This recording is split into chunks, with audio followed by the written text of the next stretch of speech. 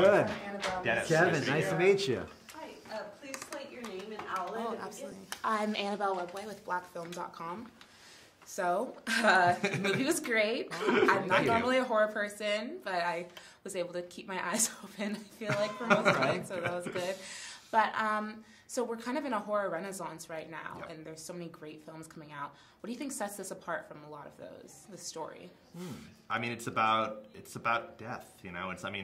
A lot of horror movies are very surface, you know, and they're very concept-driven, and that's great, you know. But Kevin and I really gravitate towards the horror films that haunt you and linger, you know, and you're still thinking about them days later. And death is, you know, unfortunately a universal theme. Everyone has dealt with it or is going to deal with it at some point in their life. So this is the book that scared Stephen King because, you know, he looked at it as, you know, what is the thing that would frighten me the most? You know, and he said it would be the death of one of my kids. You know, so in a lot of ways, it's really a drama, you know, that deals with horrific elements, you know. So you get to service both that mature audience who really wants to see that psychology and also people who just want a fun time on a Friday night. So the duality of sort of what the movie was doing was very exciting to us. Awesome.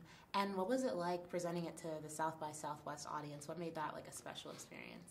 Oh, it was great. I mean, we love it here. Our last movie, Starry Eyes, premiered here. So, I mean, it just felt like the right place to do it, to show it to the, you know, the audience that's always been there for us. That we, you know, we love it here. We love Austin. We love the crowds. We love the people. The fest is amazing. You know, the theaters are great. It's just such a great place. There's such a energy here. You know, when you come to these festivals and, like, you know, and it just seemed like the perfect place to bring it. It was like a homecoming for us. And the barbecue.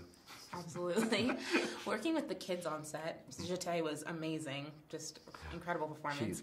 But working with both of them, what are some exercises that you guys were able to do to kind of get them in the mood, get them in the zone to be terrified? Well, she would physically do jumping jacks, like push-ups. So Jason Clarke, who plays Lewis, always wanted to get in the headspace, so he always wanted to be ramped up for those more horrific scenes. And she was like his little protege. So the two of them, I think, had like a boomerang of it, would be doing like push-ups on set to get into it. Beyond that, though, I mean, like mentally and psychologically, she didn't have to do much. I mean, she was able to just turn it on like that, you know. And she would be doing these scary scenes, you know, where she was like evil incarnate. And then we would yell cut, and she was like, "Can I have some apple juice?" Yeah. And you're like, "Oh yeah, she's a 10-year-old girl. I forgot," you know. So. Yeah, and that was, you know. Yeah, and if you talk to her, you could ask her because she was doing her own things to get prepared. We didn't have to do anything. Like when she was doing some of the scary scenes, she'd say, "Can I just have a minute, guys?" And she'd go off at the corner, and she'd stand there, and then she'd come back. And so, like, I don't know what she would do. What is she thinking of right now, you know? This kid is on a life, you know? She's channeling something, you know? But yeah, no, she anchors the entire film. She's amazing in it. Absolutely. And last question for you guys. If you guys could bring anyone famous from history back through the Pet Sematary without any of the repercussions, who would you bring back for dinner or just to hang out with? For me, it would be J.R.R. Tolkien, the author of Lord of the Rings. So I'm a huge fan of his, and he died in 1973, and I wish he was still alive so I could talk to him. What about you? That's a good question. I don't know. Stanley Kubrick? Oh, yeah.